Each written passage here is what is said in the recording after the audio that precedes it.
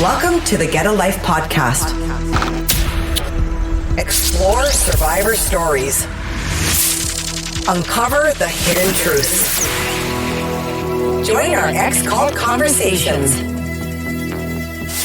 You matter, and so does your story. Welcome back to Get a Life, everyone. In this episode, we're sharing most of our presentation from the ICSA 2025 conference held in Montreal. It was an incredible, productive, and meaningful week for us, and we're so grateful to everyone who supported us in getting there, especially those who contributed to our fundraiser.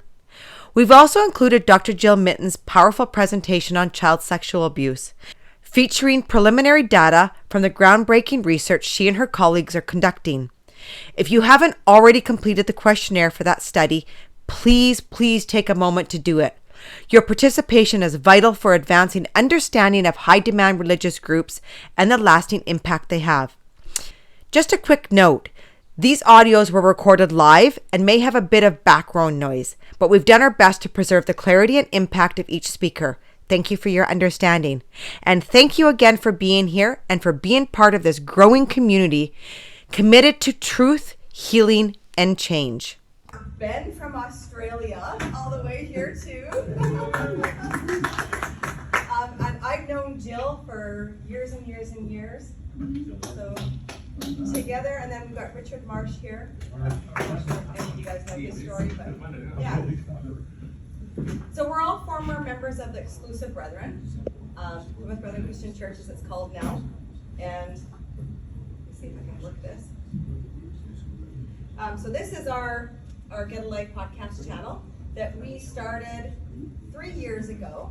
Yeah, so our main thing is we just want to show you the impact of our podcast that we started. I am actually from Maple Creek, Saskatchewan. I left actually when I was 17. I was severely abused in there. I was sexually trafficked, and I was sitting at home one night watching TV, and the Breaking Brethren documentary came on, and I had been silent for like 30 years, and my husband found it, popped it up, and I was like, well, let me watch it.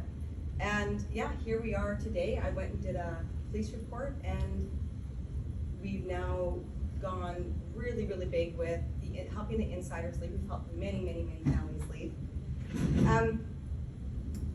I finally came forward with a story, and I gave a 9-hour police report and over 2 days, and in between that police report, I went on Blackballed. This was the podcast that changed my life, that I had no idea what we were signing up for. After this podcast, my inbox became just flooded. All social media, anybody that could try and get a hold of me were getting a hold of me. The stories that started landing on my lap were horrendous, like absolutely horrendous. I never thought that I was alone in this, but I also didn't realize that the abuse was as deep as it was in there.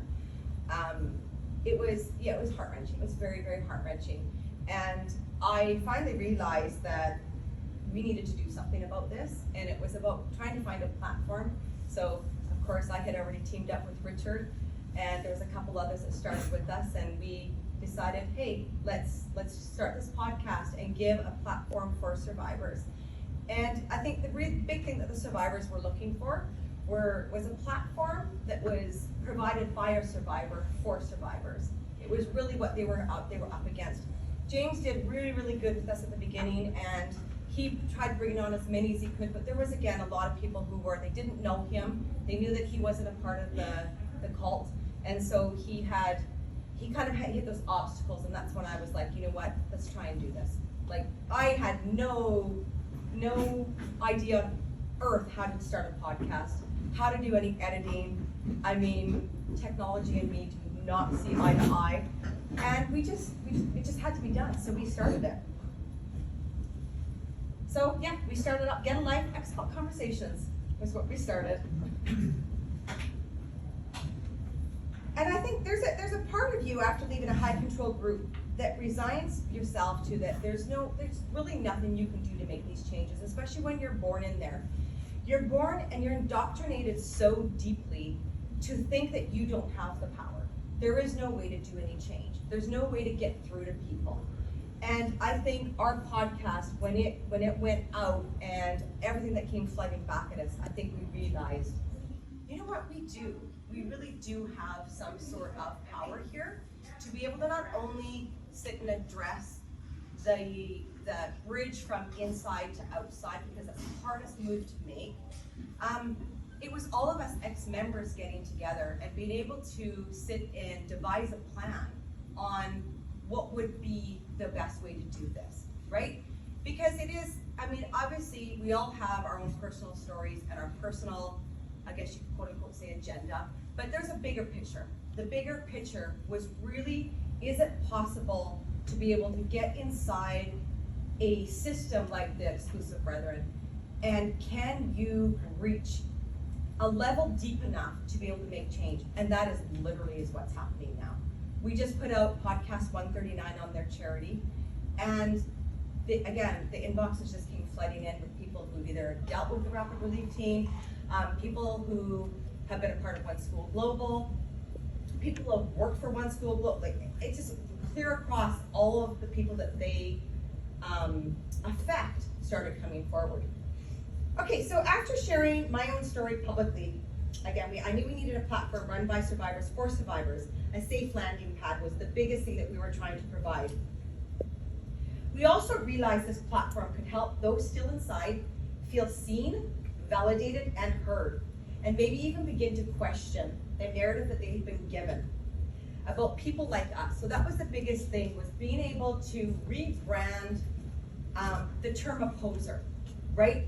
So for me growing up, I had an uncle that was out, and I was brainwashed from the time I was a little girl that this man was evil. Absolutely, you don't have anything to do with him. He is evil, they just paint the picture. So when I left, I didn't even get a hold of him because I was so scared of him.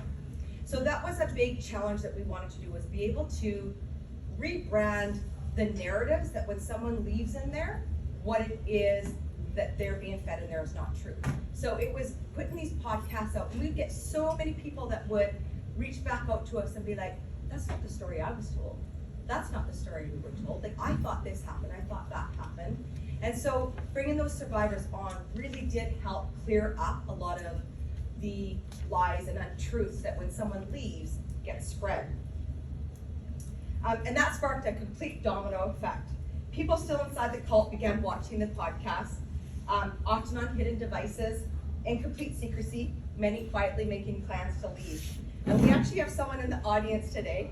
So I've got Andrea here, who she was inside watching the podcast secretly in little 5-minute increments, and later found out her husband was doing the same thing. And so she had reached out to us, and we helped get their family out, and they just celebrated their 2-year anniversary with their whole family. So the whole family's out, and you know, it's stories like that that are just absolutely why we do what we do. And there was actually another ex-member that was supposed to be here, who she had actually been admitted into a hospital like 9 times for abuse. And I had put a post on Facebook. I had just said that if anybody inside was suffering from sexual abuse, that they were welcome to contact me. I would be confidential, you could do it anonymous. Within 15 minutes, I'd had a message. And she had said, I saw your post. I'm inside, I'm actually hiding in my parents' basement right now.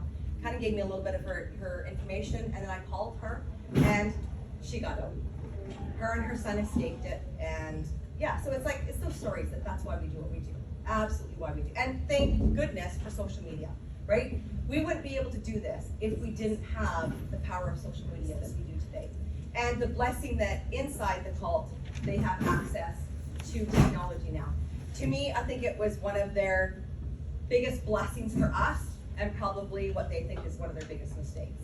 Because a lot of people have devices that are not, that don't have their Streamline 3 on it. So inside the Exclusive Brethren, all the devices you have to purchase from there, and they all have a what's called Streamline 3, and then there's another one. So it's like they take screenshots of your computer, laptop, phone, whenever they want, and you sign saying that you're okay with that. In the recent months, so specifically in the last couple of weeks, I've had a growing number of insiders that have stopped going to church, literally just stopped going. And they're getting their priestly visits, many unannounced, and are gaining strength through the power of our podcast and information on our podcast to start challenging the brethren. I actually had a conversation with someone who hasn't gone to church for 3 months, and he is full-blown on meeting these priests head on every single time. Because he's taken and strained all the information from the podcast, and he's armed with it now, and gained this massive courage to be able to get justice and seek justice for his family. His family is on the bottom of the totem pole, have gone through a ton of stuff, but through being able to take all the information down from the podcast has challenging every single priest that lands on his doorstep. I actually told him, I said, I would love for you to just, copy what you're doing if I could just pass it on to everybody else. Because not everybody has that kind of courage and bravery to stand up. We have somebody else who is battling priestly visits and he's not able to stand up to them. And it's, again, a couple-hour phone call every time he has a priestly visit to try and get him back up on his feet. But it is the power of the information, all the survivors that have come in who have been able to battle Bruce Hales, who you see here at the front and center. And the person that took this picture is now out as well. I guess one of the biggest issues we knew we had to confront was the gaslighting that happens inside the cults. That is, it really, especially when you're indoctrinated from birth, it is one of the hardest things to tell between what is real, what is their narrative, and what's actually happening. Most people had no real understanding of what was happening inside. Even the people up here. A lot of people didn't understand why they changed their name from Exclusive Brethren to Plymouth Brethren Christian Church. That was a complete and utter cover-up that happened. When they lost their charity status in 2012, from the UK, in order for them to get their charity status back, they had to come out as Plymouth Brethren Christian Church.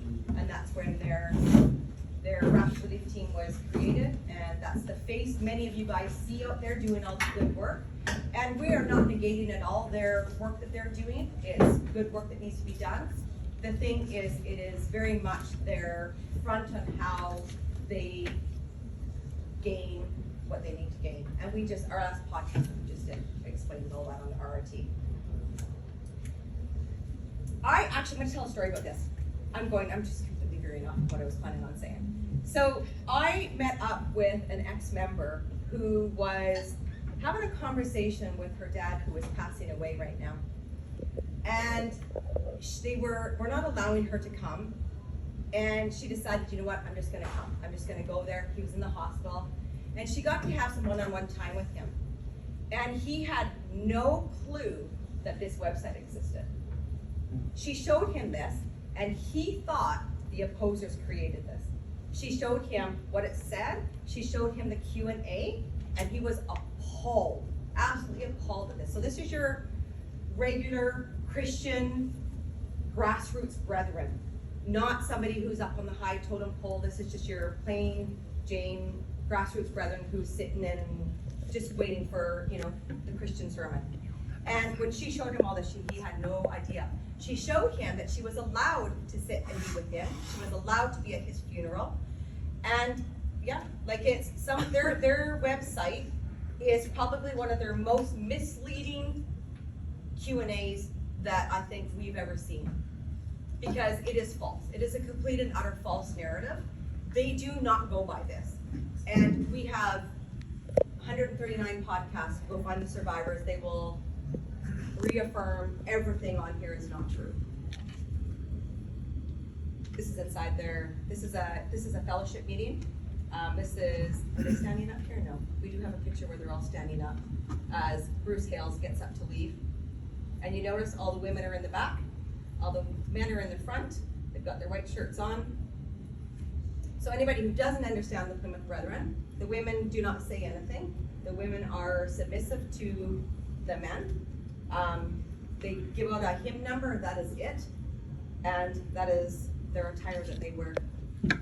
And so when Bruce Hales is in present, it's white shirts only. And you'll get a letter that goes out making sure that everybody has their white shirts on. It's one of the biggest questions we often ask ourselves is, why are we able to do what we're doing now as opposed to 20 years ago? And the biggest question is, it's social media. Social media has opened up doors for us that, I mean, Jill can attest to this. She's our OG in this. She started this years and years and years and years ago. You were though, right? But compared to what you did all those years ago to what we're doing now, social media really has been the biggest gift to get the exposure and the truth out to the narratives and the false narratives that are out there about this subject. Okay, so I wanted to give you guys a visual of the power of social media. So this is me. I watched the Breaking Brethren documentary. My first thing I did, I Googled Richard Marsh because he is who I wanted to get a hold of. For many of you that don't maybe understand or know his story, so there was a audio that was leaked of a private investigator that was hired to hunt him down. And this audio I got to hold my hands on, and his name was David Wallace. I needed to talk to him because the complexity of what I went through inside there, I was trying to find somebody who could piece together pieces for me of what happened to me. And so when I listened to that audio, I'm like, here it is. I've been silent for 30 years. Is this the time that I can finally literally unzip me and be able to do what I needed to do all these years? But because my case was so complex, I knew I needed a platform that wasn't just going to throw it back into the closet, because it has a lot of things that many people, when they listen, are like, that's I don't know, I don't think you went through that. But I am living absolute proof that sex trafficking happens inside this cult. So I found where Richard Marsh was, messaged him, and he was about to do a podcast on blackball. At first I had to convince him that I was me. So he didn't quite believe I was me. He had stayed at my parents' house. He had stayed with my siblings. And he's like, I had no clue they had another daughter.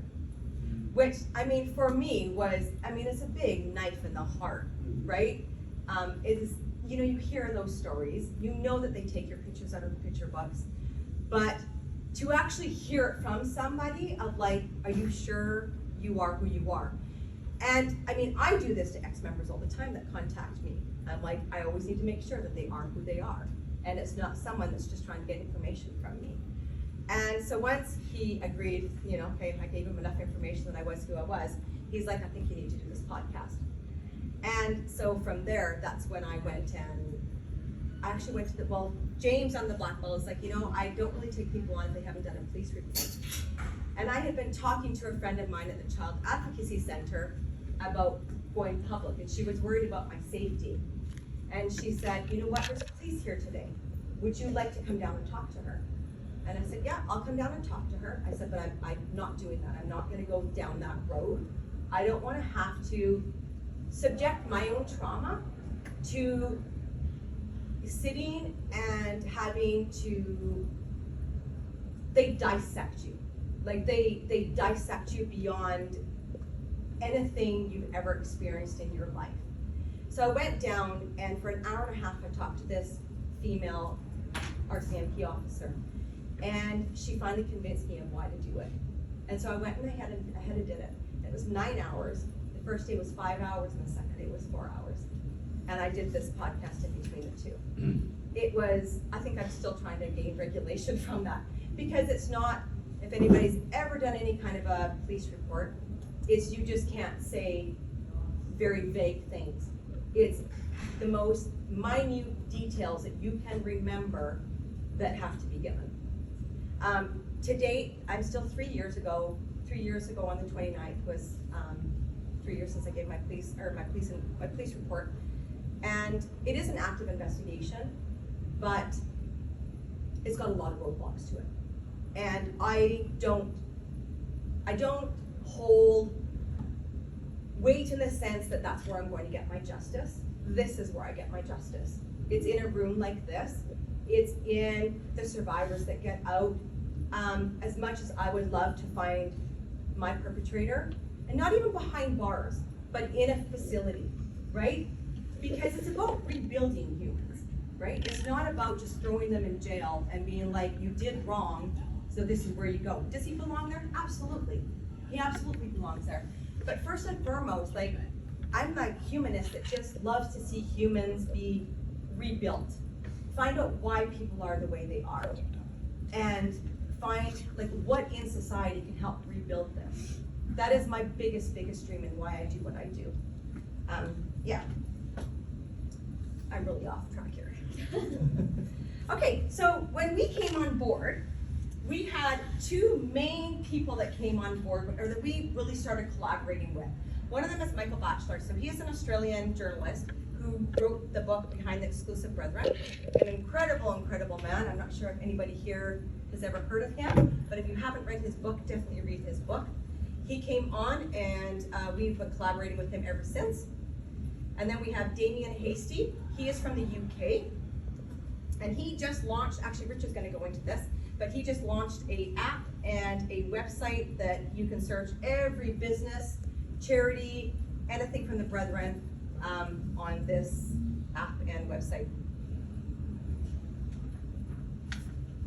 And then our next person that we came across was Ben Woodbury. So this article came out and I was like, I gotta get it. Ben was quoted in it. And so I messaged him on Instagram. He took forever to get back to me. Now I've adopted him as my son. So those three people were, I think, our building block to be able to do what we're doing now. Ben Woodbury is going to speak later, and he's got a massive following social media wise. He has the patience and the intellect to be able to do technology like I cannot. And then once this all took off, we started getting a ton of requests for doing podcasts.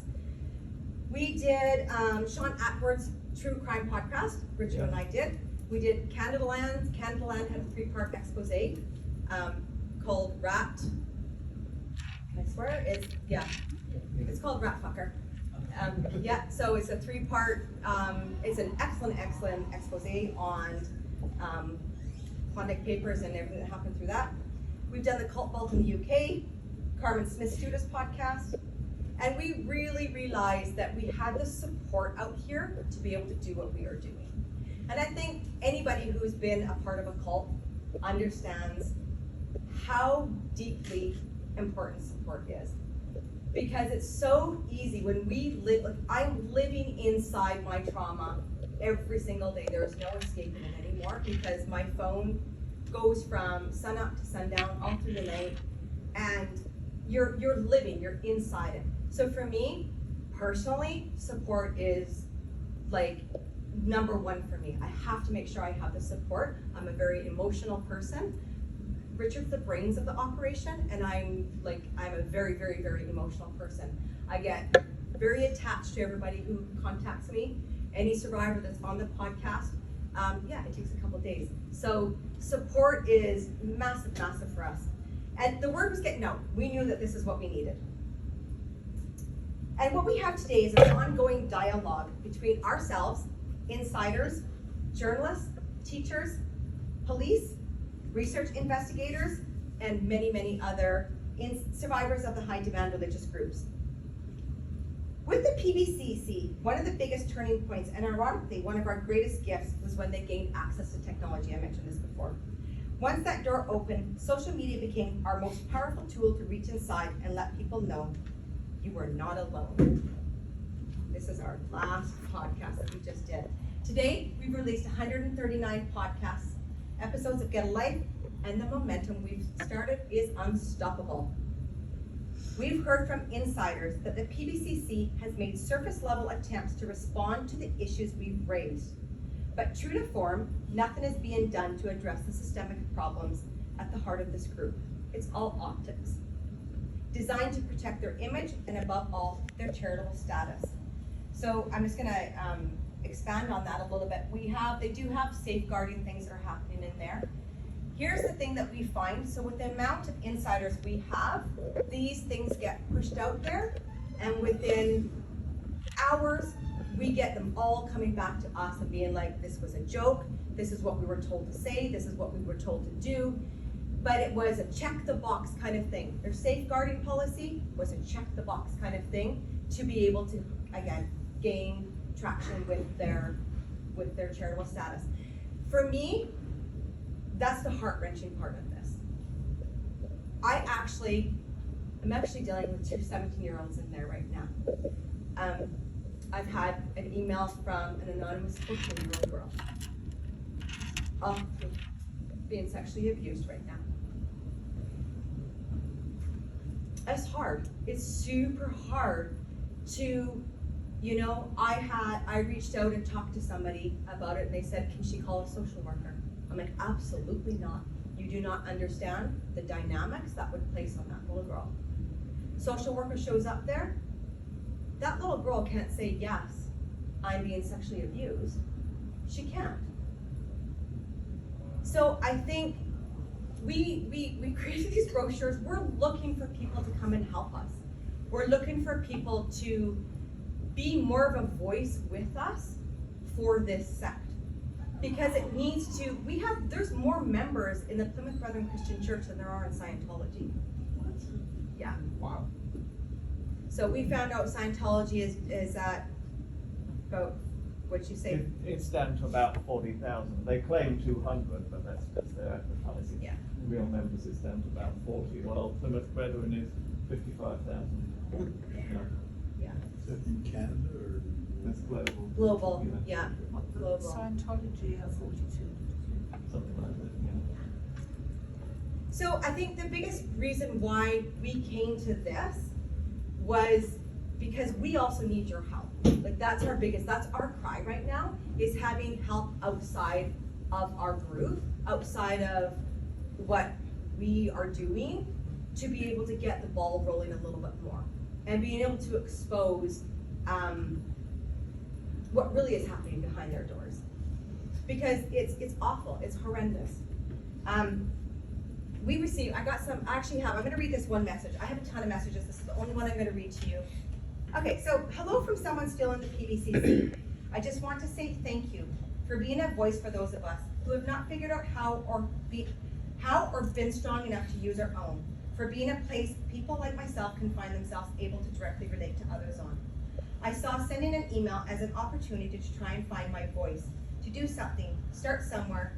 I'm not sure I'm prepared for or know what comes next, but I can't keep trying to ignore it. So here it is. I wish I didn't need to be anonymous, but unfortunately I'm not at a point where I can say who I am. I appreciate your understanding of this. Do you really hear from lots of us in here? I'm truly curious how many, from what countries. I wish there was a way for us to support each other. Somehow we need to be able to find each other in here. I don't know how it would work if people would trust each other. I'm very certain there would be undercover people trying to find us under the guise of agreeing to being one of us. Personally, I'm just simply done with it all, but I don't know what to do. Everything is so deeply entangled. I went seeking some sort of confirmation I'm not totally crazy when I started to get the sense I'm not the only one that might have these feelings, and apparently that feeling was right. I don't have a desire to cause a big stir or try to explain my beliefs to anyone inside that would try to convince me otherwise. But as you know, it's not as easy as just standing up and walking away. It begins to feel sort of hopeless, like you're intentionally trapped. You are made to feel like your struggles are your own fault because you aren't obedient enough, didn't follow closely enough, when actually it's the furthest thing from the truth. It's been a slow burn for me as things have crept more exclusive and really just bizarre and nonsensical. It sort of comes over you in waves. Then eventually you're faced with, what am I going to do about it? This is where I wish there was some way to connect with others inside that are feeling the same way. And maybe the support of each other would enable us to advocate for change, to stand up for ourselves together. I feel like what might have been original intentions of following a sort of simple Christianity went out the window a long time ago in this group. It basically seems like a campaign to secure and maintain revenue streams at this point, in my opinion. Long story short, I want to say thanks to everyone. And this is just like, when I wake up in the morning, I scroll through pages and pages and pages because I'm in Canada, and of course New Zealand, UK, Australia and it's just messages after messages that we get. So because I went over, I was planning on playing you a Survivor video, but it's 10 minutes long. And do you want to play it or no?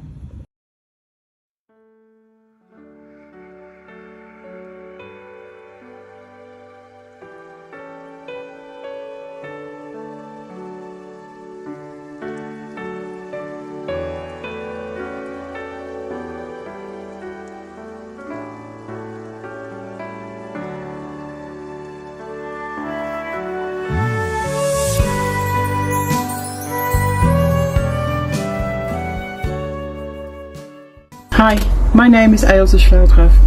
I was abused by my ex-husband in the PBCC for 16 years. 3.5 years ago, I escaped with my daughter. After I left, the priests told me that because in their view my daughter belonged to the church and not to me, they would fight me for custody for as long as it took. 3.5 years later, I have full power of attorney over my daughter, and my ex-husband has been convicted of child abuse. And yet he remains protected, supported and cared for in the PBCC, and I'm shunned. Hi, my name's Abby. I'm a recent leaver of the Plymouth Brethren Christian Church / Exclusive Brethren, who also run a charity called RRT. The Brethren were anything but charitable towards me. I suffered many abuses inside the PBCC. I'm a survivor of childhood sexual abuse, and since leaving, I'm completely cut off from all family and all friends.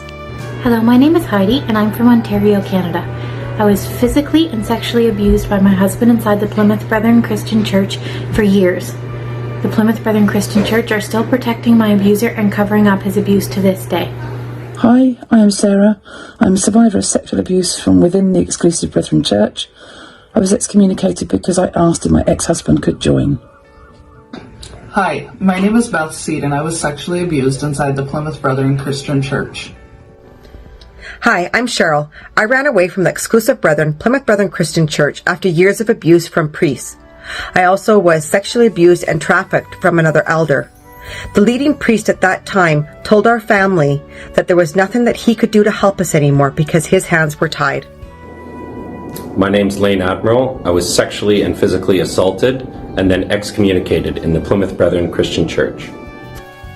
Hi, my name's Gillian. I was forced to resign from my job with a company that was run by members of the Plymouth Brethren Christian Church and forbidden to ever enter my parents' house again just because I fell in love with someone from outside of the church. I was also sexually abused for 6 years in the Plymouth Brethren Christian Church, and they still protect my abuser to this day. Hi, I'm Todd Coulter, and I was put on some illegal chemical castration medication by the PBCC. Hi, I'm Craig Hoyle. I grew up in the Exclusive Brethren. After I came out as gay, the world leader of the church told me to never accept myself for who I was, and a church doctor prescribed me chemical castration drugs. Hi, my name is Ben Woodbury. I'm 31 years old, and 7 years ago I escaped what I believe is a cult here in Australia, the Plymouth Brethren Christian Church, formerly known as the Exclusive Brethren. Growing up within that religion, I was abused both physically and mentally and emotionally for being gay. I was pushed to the point of suicide because of the homophobia that I experienced within this religious group. Hi, my name's Ross Turner. I was excommunicated from the Plymouth Brethren Christian Church, Exclusive Brethren, for being gay. Hi, I'm Fritz Penny. I've lost all real contact and any relationship with my family because of the control of the PBCC. I'm Marion Evans. The Plymouth Brethren Christian Church told me that because of the colour of my skin, I would not be allowed to marry a white man. Then when I was 16 years old, they tried to force me to marry a 28-year-old man from India. After I left the Brethren, I had secret contact with my parents. After my father died, the Plymouth Brethren Christian Church told my dementia-suffering mother that they were taking her on holiday. They took her to Australia and kept her there until she passed away. This was against her express wish to return to her UK home. A member of the Plymouth Brethren Christian Church offered me £40,000 in exchange for me agreeing not to appear on a TV programme. I refused this, and the programme went ahead. Hi, I'm Ros Atmore, and since childhood my family have been torn apart and destroyed by the practice of separation and shunning within the PBCC. Hello, I'm Andrea McKinnon, and I've been shunned by my parents because I left the Plymouth Brethren Christian Church. Hi, my name's Cassandra Davies, and I was excommunicated and shunned when I chose to leave the Plymouth Brethren Christian Church. My name is Richard. I'm a former member of the Brethren who became a whistleblower, reporting on financial fraud to the authorities and on their cruel treatment of former members to journalists.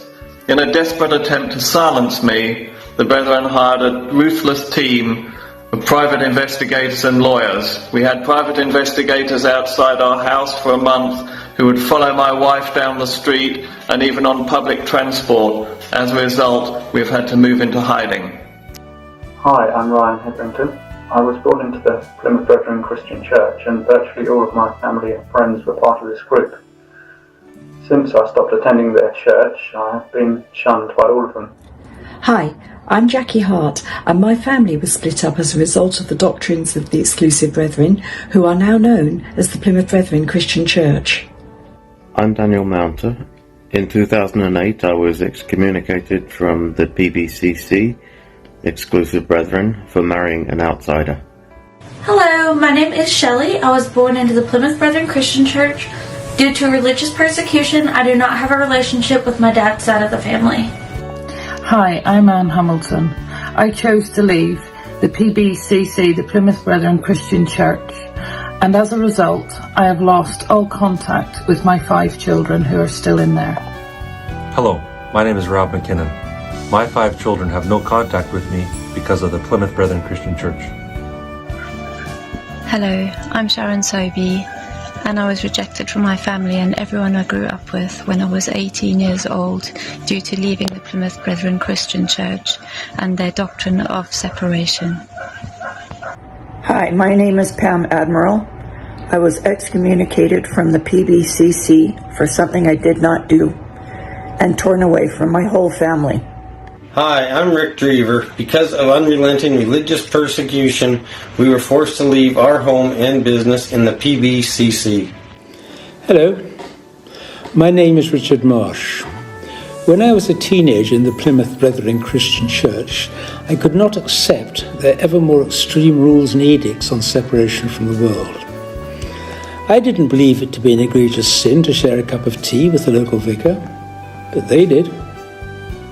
Because of this, I was excommunicated and expelled from my home to a very cold caravan in a field outside Cambridge. That was over 60 years ago now, and I've not been permitted to see any of my large family since. Just recently, they deliberately chose not to tell me of the deaths of my 2 brothers to make sure I did not attend their funerals. My name's Rowan Scott. I asked to attend my mother's funeral in the PBCC. It was refused. My name's Lynette. I chose to leave the Exclusive Brethren, also known as the PBCC, over what I believe was the idolatry of a man, false teachings of the Bible, and also the way my family was treated by the Brethren growing up. My name is John Spinks, and since the age of 4 to this day, my family has been destroyed by the separation doctrine of the Exclusive Brethren, now known as the Plymouth Brethren Christian Church. Hi, I am Ken Wallace. I left Dalwallinu, Western Australia in 1998 and the PBCC because they held clearly and witnessed to the fact that the Lord had no issue with liars. I disagreed, withdrew from them. 25 years later, I enjoy freedom with most of my family, and I won't stop trying to get the rest of my family out of that evil, disruptive cult. Hi, I'm Peter. 3 years ago, I asked the Brethren Christians about why they were litigating its members and about the leader's conduct. I was excommunicated for this. My wife and children chose to stay with the Brethren because of fear of leaving, and I have no contact with them at all. I'm Jill Mytton, a counselling psychologist, researcher and former member of the Brethren. I left at the age of 16 when my parents decided to leave. I lost my brother and several other close family members. Over the last 30 years, I've been researching the well-being of former members, and I've found evidence that support the stories told in this video.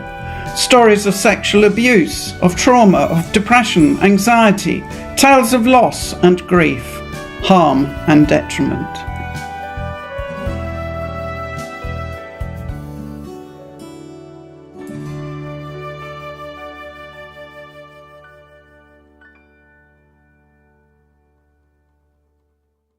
I'm also known as ex-cultic.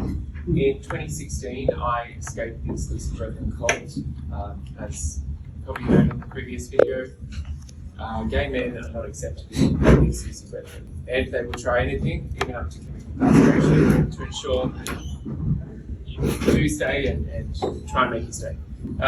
So I reached out to, or Cheryl reached out to me about 3 years ago, and I had just started out on social media sharing my story. And I'm not part of Get a Life, but why I'm here today is to talk about the reach, the surprising reach of Get a Life, because I've witnessed it as an ex-member, and also as speaking on social media, I've heard it from so many members within, including people that just associate it that aren't brethren, that are maybe teachers that have worked in schools, or neighbours of brethren, or that also want explaining of what is, a lot of peculiar habits or behaviours of the brethren, and in turn is, cult-like brutality. So before I talk about the reach of Get a Life, I thought I'd start out by just giving you a bit of background about me. This is me within the cult, and if you're new to the exclusive brethren, the idea of them, they have catalogues, as we call them, photograph books where families are put in localities, areas, and in a way we called it catalogues because we all knew this is how you got to find your wife or your husband and were married off. And this is me and my family. And a bit of background about my family life. It wasn't, as you can see, the most pleasant of experiences. These are just, I became when I got a mobile phone, which was, very non-brethren and worldly as they call it, I took comfort in visually diarising everything, because I used to write a lot of things down, but my father would find that and destroy that. So I started taking photos and videos, and today it's really helped me to visually look back on and see how far I've come, but also share it with the greater world to help other members lead. Now, this is more about what it was like for me in there. I was under constant surveillance. I used to find letters in my grandpa's desk or printer, because I was a very nosy kid, about my behaviour, about their solutions of what they would do. And I know it's probably hard to read, but essentially this was a great narrative about how I didn't come home in time, and their solution was to illegally foster me out, which is essentially what happens to a lot of brethren kids that don't behave. And then after leaving, this is my family in the updated photo book, and as you can see, it's like you don't exist. And I think that's the only visual way I can tangibly explain what it's like to live with brethren. You were there, and then you don't exist. So I wanted to show you, before I get on to the reach of the Get a Life podcast, my relationship with my mother was very sort of one-sided. I always told her happy birthday, happy Mother's Day, and kind of, emotional narratives, I guess you could say. I would send her poetry and things like that. And then I spoke up because they were forced to move from the area because the leader told them to. And in doing that, I spoke to a newspaper article about my experiences, and it was published. And then my mum had to stop all contact with me. And then this is it, to show you, I guess it's quite a timeline, and it goes back quite a way, but every year I'm still the same. I still reach out to my mum, and with no reply, because obviously now she is not allowed to speak to me because I've become an opposer. And that's what they call anybody that leaves. You can leave and you're excommunicated and you're shunned, but if you speak up about them, you then become an opposer. Which again is just another part of their hierarchy of how to label and brand people, ultimately to validate their existence. So I took to TikTok, and very new to all social media, as I didn't grow up with, I didn't even grow up with books. And I shared my experiences, and it was my first sort of, I woke up the next day with my phone, I used to have notifications on, and it blew up, and I didn't expect it to, but the reach of that, just sharing authentic experiences, and this is what I wanted to show you. We've got this, the first video I did has 1.9 million views, and then the next one is 500,000. And I didn't know that there was power in that or where it reached. And then this one here, which I'm not going to play for you because it's quite traumatic to watch for myself. And as I mentioned before, I have quite a visual diary of my life, just for me, because my therapist years ago when I started therapy was like, you should do this. You don't like writing down in a journal because it's triggering, because I used to have to always hide that. So I started this, and then I thought, well, that worked, and I had an insider reach me and go, well, that actually really helped me on my journey. So I shared something, because I think we have this false idea when we're about to leave a cult that everything beyond that is, butterflies and roses, and it really isn't. And for a lot of people that are, helped on their journey to leave, it's often worse, because before you had the hope that something was better, and often to leave that and realize that life isn't really, we're all going to pay with bloody bills. Life isn't as glamorous as we think. And I shared this moment of me visiting my mother to plead with her to say, you don't even like the area that you're being forced to move to, and how are we going to maintain contact? And coming away from that, I sort of downloaded onto a video how I felt. And I woke up the next day and that video went viral.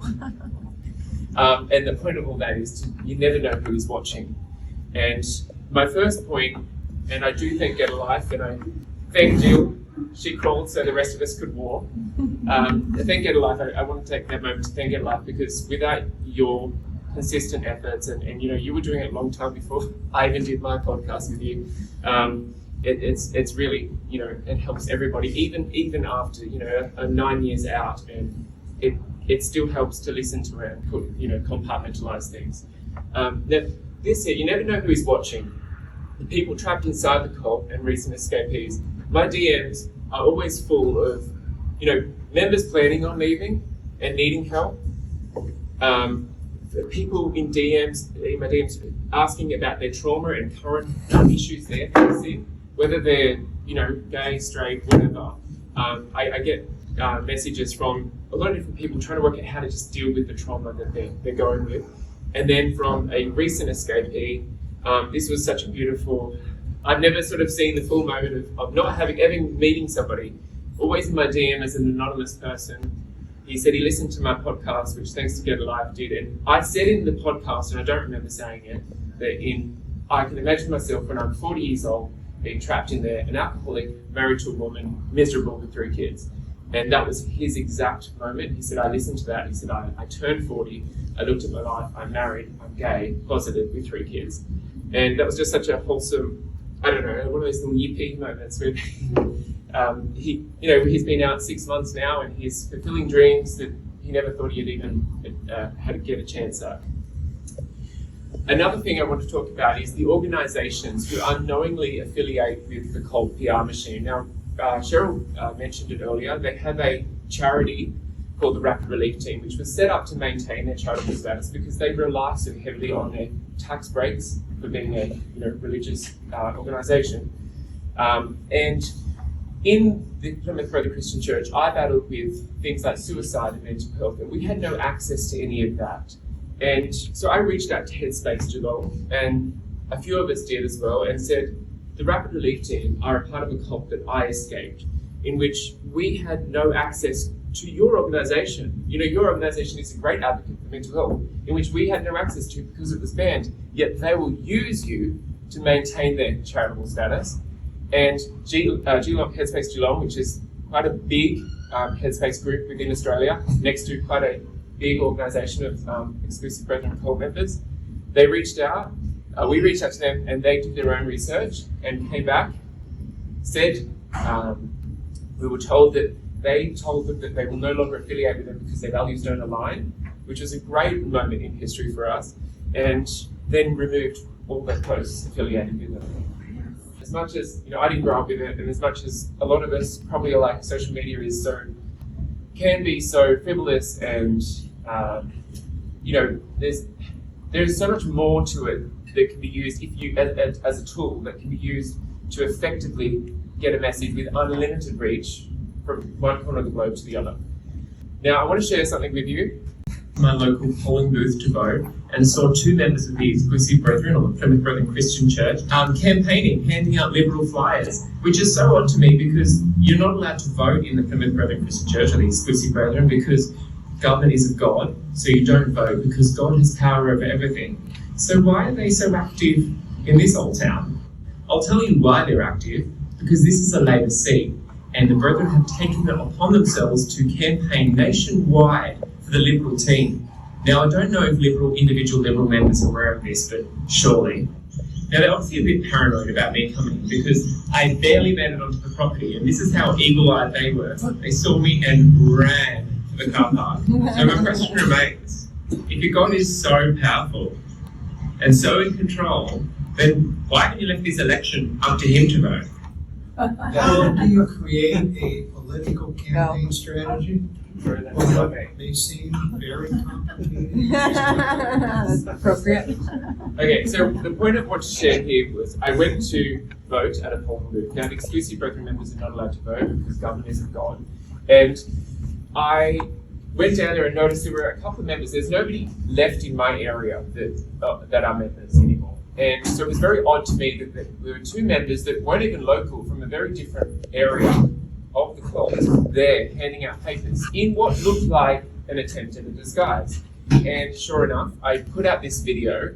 My inbox then was flooded with DMs from anonymous brethren within, sharing screenshots, recordings, links to, of how the Australian Exclusive Brethren members had set up a nationwide operative, a scheme to essentially heavily campaign and flood on every polling booth for Liberal. And now I have to say, in case you don't know, that Liberal means very conservative, or conservative, what we call the Conservative Party in Australia. I think they did that to trick everybody.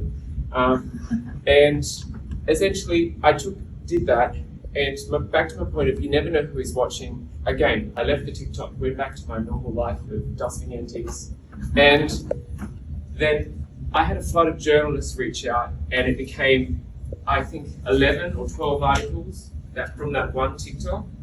And Michael Batchelard from The Age, you've got The Australian, you have Daily Mail, because everybody was asking the same thing, but nobody, and this is what I say to a lot of ex-members and a lot of leaders is, you might not think your story is relevant. You might not think that little grain of salt that happened to you in the back of a hay shed is relevant, but you put it in the public domain. You never know who's watching, and you never know how important it was, because I didn't have the literal proof right then, other than my hunch that they were involved and a couple of DMs. Then it was validated by everyone else in Australia sending me photos of 200 kilometres away. I'm like, well, I can identify all of them. They're brethren. And then every single photo that came in of them, I was able to identify they are brethren from different areas to the local spot that they're standing at, which means that is strategy. That is a implemented system. And then we got proof that it was. And then a week later, Australian Prime Minister, I'll play this, called it for what it is. What we know is that they are combining with One Nation here and in other places, trying to do these preference deals. You have all sorts of strange occurrences with, a cult, the Exclusive Brethren, that they need to explain going forward. Where are all these people coming from? Why are they campaigning on booths? They don't vote, by the way, but they all of a sudden have found this enthusiasm in their hundreds to travel around the country to hand out how to vote. What's the quid pro quo there? What is going on there? We have in the Labor Party which then led to the Plymouth Brethren Christian Church website being forced to make a response, which I might add they've since deleted because they, in their delusion, thought that this nice approach and stand-up tactics at polling booths would work. It, alongside of Australians being very afraid of what was happening in America, happening there, it pushed such a landslide to a victory for what we call the Labor team that we've never had before. And everybody, media outlets included, and PMs, attributing it to this mass onslaught from a affiliation with a cult. And we've had it even reported on since that head officials within the campaign trail, within the team that the Exclusive Brethren wanted to win, have come out and left that, saying we didn't want to be a part of this. Yes, it was a organised nationwide stunt. And then since the Plymouth Brethren Christian Church have removed this, they're quite a snarky response to the Prime Minister, which they launched at the same time, then they, as this was all happening. They removed it because, well, now they've got to try and, excuse my French, suck ass to get back up within, because they rely so heavily on government funding, they rely so heavily on huge government contracts. And then another thing that I'd like to attribute to the Get a Life team, they did a very detailed podcast on the ecosystem of the cult, where funds and money comes in and how it stays within, from their own shops to their own schools to their own charities. And on doing that podcast, you also explained the wealth that is entrapped in this system, which then led to our Australian Taxation Office launching a huge raid, and in which they raided the headquarters of the Plymouth Brethren, UBT, and multiple Brethren businesses. And we got a photocopy, because one of the girls knowingly sent it to an outsider, of the front cover of the investigation, handed to them by the ATO, saying unexplained wealth. So they are currently being investigated. Multiple Brethren businesses have been raided by the ATO, and we know this too by me doing a TikTok on it. Somebody would DM and go, "Oh my God, I work with somebody in Wollongong and we were raided by the ATO. We wonder what's going on."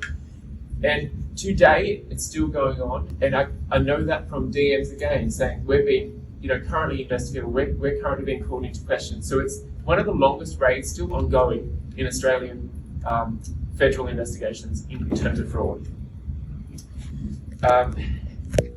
And why some content has greater reach, I wanted to talk about it because I know it's such an uncomfortable thing to be vulnerable or to be authentic.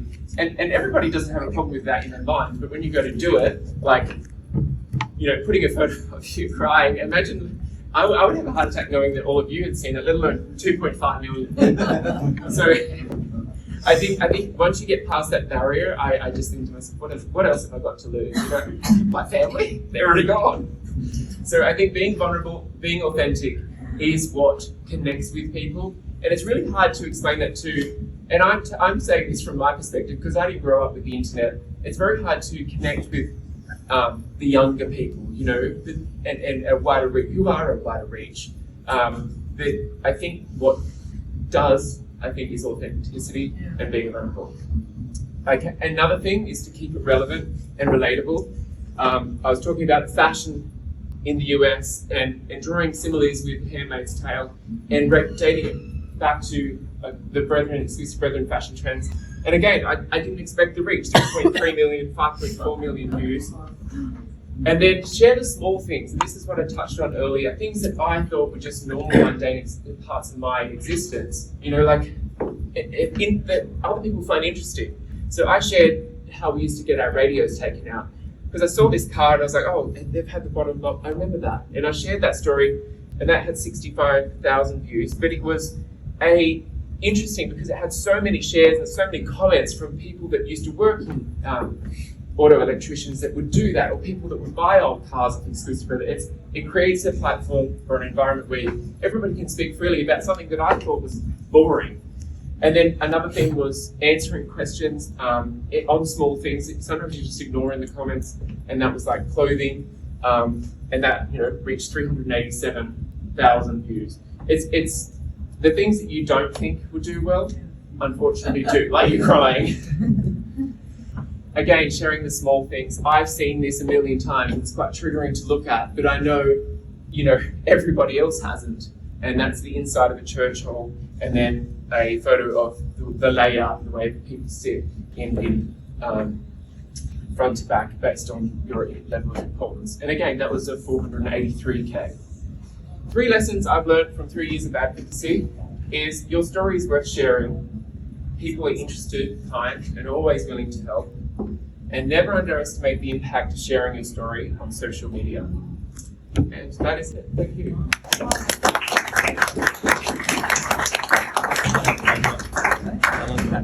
Get more into the background and context, not so much a personal story, but more of a big picture overview of how Get Life got started. So, the advent of the internet has been hugely influential in the propaganda war between the PBCC and its estranged former members.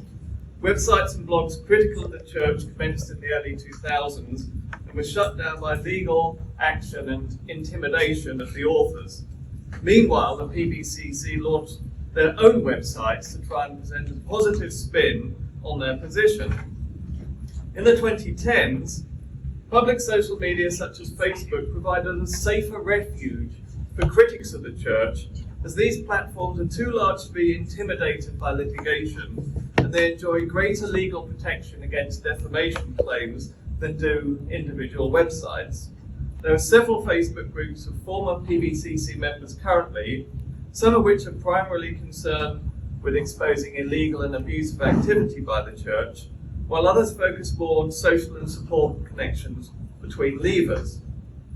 Following the Klondike Papers scandal in Canada, in which connections between leading PBCC members and Canadian politicians were exposed, a number of podcasters and TikTok influencers interviewed former PBCC members and achieved remarkably high viewing numbers.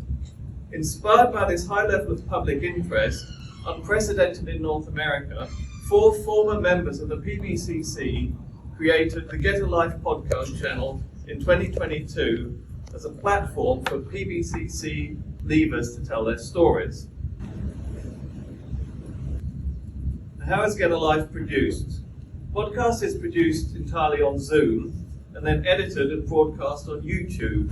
Audio-only versions were also published on Spotify and Apple Podcasts, etc. And video and audio also on general file-sharing platforms where insiders can discreetly download episodes without arousing suspicion.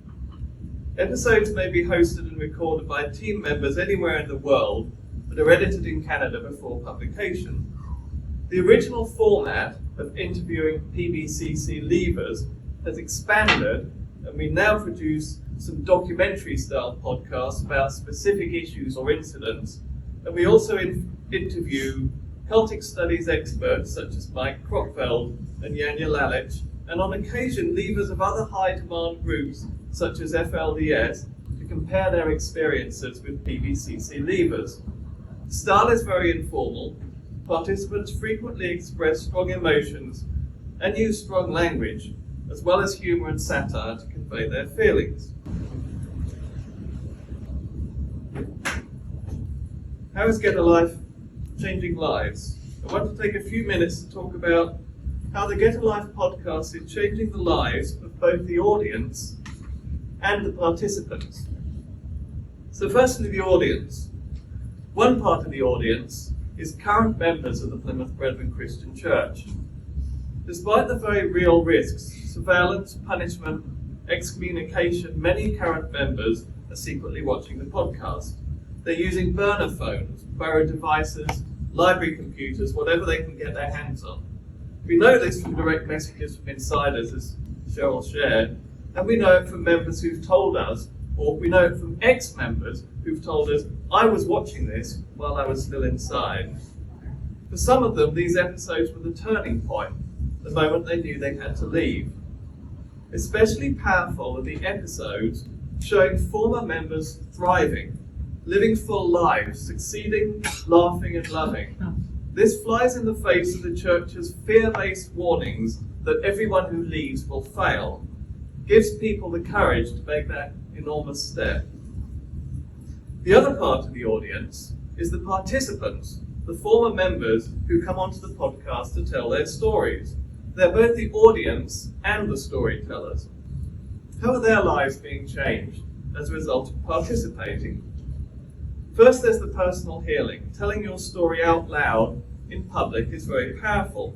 It's not just cathartic, it's reclaiming your dignity after years of slander and spiritual abuse.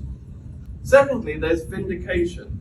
The PBC will often spread lies about those who leave, suggesting they were immoral or corrupt or broken. The podcast gives leavers a public platform to correct that narrative, the opportunity to give their side of the story that was denied them inside the cult. And knowing that insiders are listening makes that all the more powerful. After decades of hurt and pent-up anger, former members can find vindication. Thirdly, there's connection. One of the most beautiful things we've seen is that the podcast is connecting people who might never have found each other. It creates a sense of shared history, a place for mutual support. Some have gone on to create survivor-led support groups, like the one formed by abuse survivors who now meet regularly on Zoom. Time and again, we've seen former members come out of oblivion to tell their story on the podcast, but they don't go back into oblivion. They become part of the extended family of former members who share their thoughts and feelings on the various ex-members' Facebook groups and other social media. So how does Get a Life impact the PBCC? We know that podcast is very subversive, and here's why. Firstly, as we said, it undermines the church's fear tactics. We've been told all our lives, if you leave, you'll fail. You'll end up in the gutter. Disaster will befall you. But now viewers can see the truth. They see members laughing, travelling, building businesses, raising kids. The damned are doing just fine. Written rebuttals can be dismissed, but seeing is believing. These truths undermine current members' fear of the leadership. And when the fear goes, so does the control. Secondly, it exposes leadership corruption. We've heard testimony and documents about historical abuse, like the Aberdeen scandal in 1970, right through to present-day misconduct, money laundering, financial fraud, sexual abuse. This is information current members are not supposed to see, but they are seeing it, and it can't be unseen. Current members are starting to view their leaders with distrust and suspicion rather than blind obedience. Thirdly, it's a trusted source of information for mainstream media and research. Journalists come to us, whistleblowers come to us, employees of PBCC businesses, and teachers from Brethren schools tell us what is going on in the secret sect. Current insiders leak information, documents, recordings, evidence, and we use it responsibly to bring the truth to light. Get a Life has become the most trusted public archive of PBCC abuse, fraud, and misconduct information. PBCC leaders, both at the local and the global level, now know that if they abuse their power, someone is watching very closely, and their misdeeds may well become the next episode of the Get a Life podcast. Get a Life is finally bringing some accountability to the PBCC. Now, change of subject, some great new research opportunities. This is where all you come in. So historically, the PBCC has been very little studied compared to other cultic groups, largely because of the lack of credible sources of information. The Brethren were secretive, closed, they didn't share their ministry publicly. Believers and apostates had few opportunities to publish their experiences and were typically intimidated and reluctant to talk for fear of repercussions from the cult. Some of the most extreme abuse cases made it into the press, but that was a very skewed sample. There was no way for a researcher to gain an understanding of the typical daily experiences of ordinary members of the cult. All this has changed. I'll show you now some of the incredible new resources that are open to the academic community. Firstly, pbccresearch.com. This is a website that is so brand new that it's still steaming from the oven. We've all been working our asses off to get this up and running in time for this conference. So what we've done is we have created transcripts of every single episode of the Get Life podcast.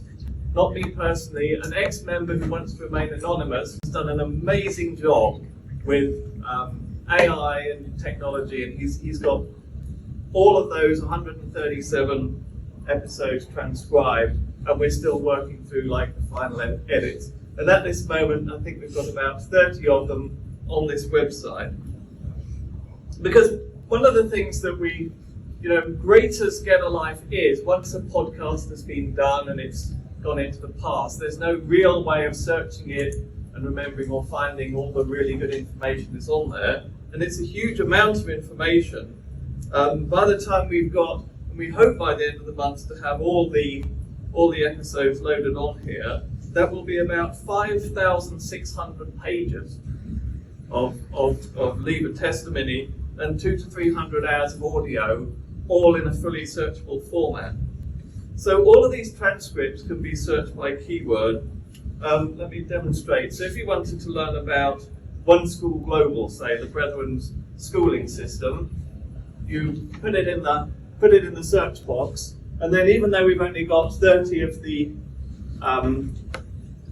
podcast episodes on here, it's come up with 38 results in 11 different files, where each file is a different podcast. So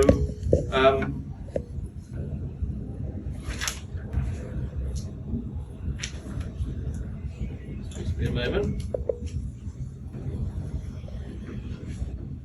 So here's some more of the results going down. I mean, it's a very, very long screen of results just on that one word. And so take this one, for example, this result here. It's in the podcast where episode number 24, we interviewed Bradley McCallum, and Cheryl is saying, we're seeing that through the reports of One School Global, right? So this is from the transcript. Now, if you click on one of these blue underlined words, like this word or this word, that actually hyperlinks directly to the original podcast video at that specific timestamp. So take this line here, through the reports of One School Global. If you click here, then that jumps you to Cheryl seeing that through the reports of One School Global right on the actual video.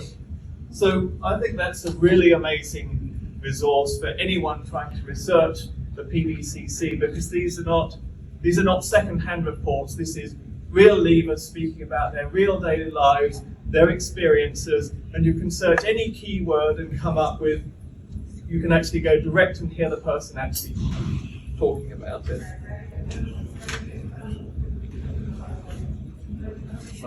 Here. So the next resource I want to show you is a little more sinister.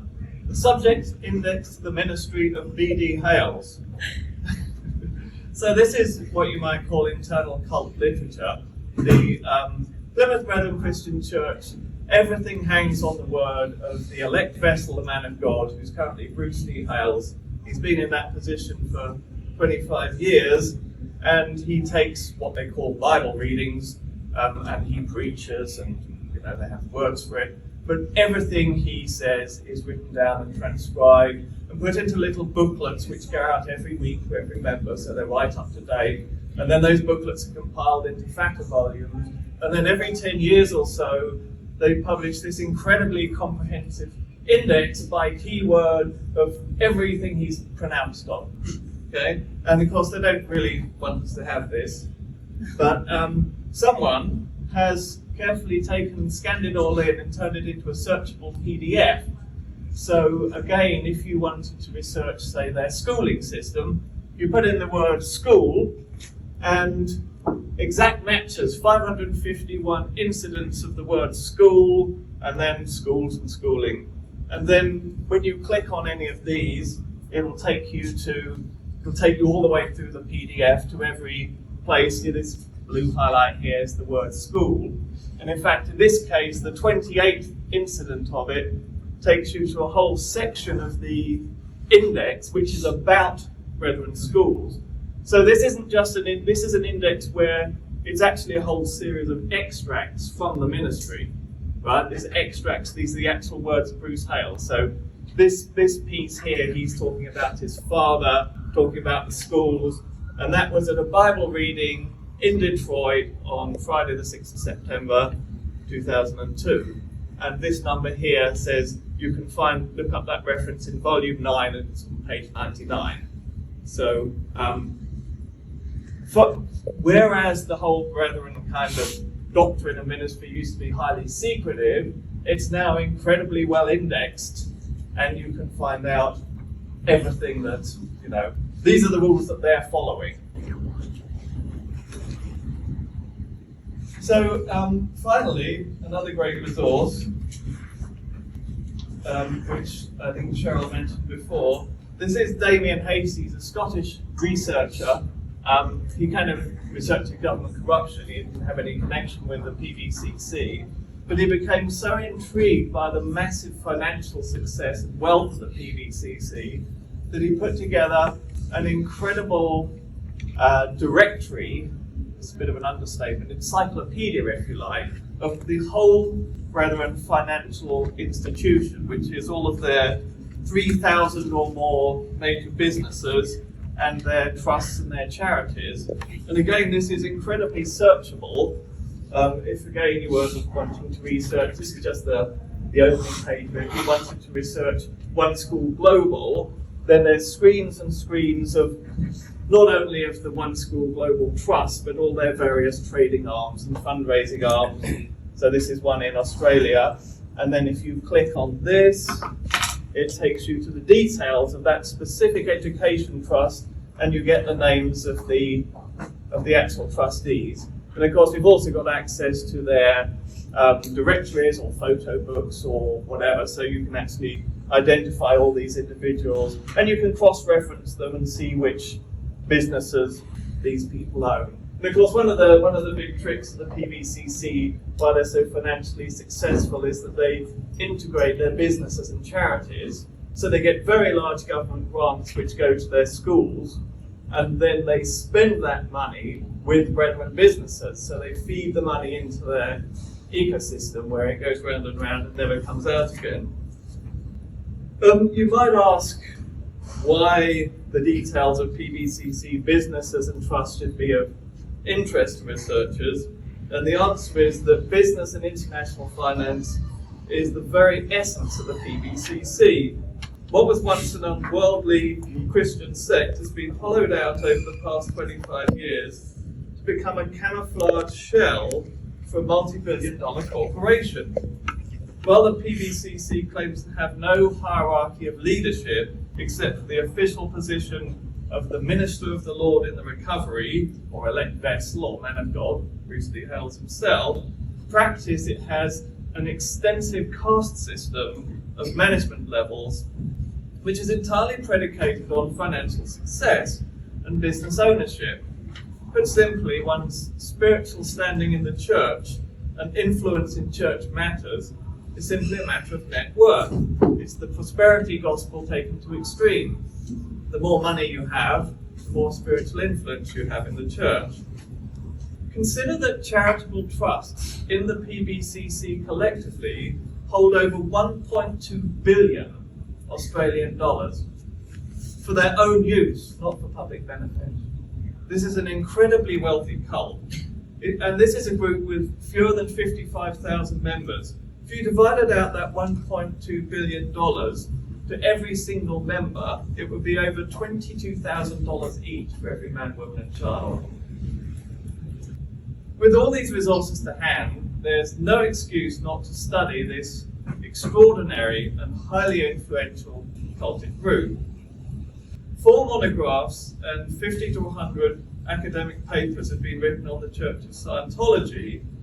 By contrast, there are only about 10 papers on the PBCC, and the only semblance of a monograph is by the notorious cult apologist Massimo Intravene, a volume which any respectable library would shelve under science fiction and fantasy.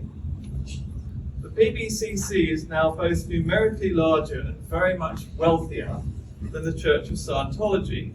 Its practices and doctrines are quite as damaging, sociopathic and strange.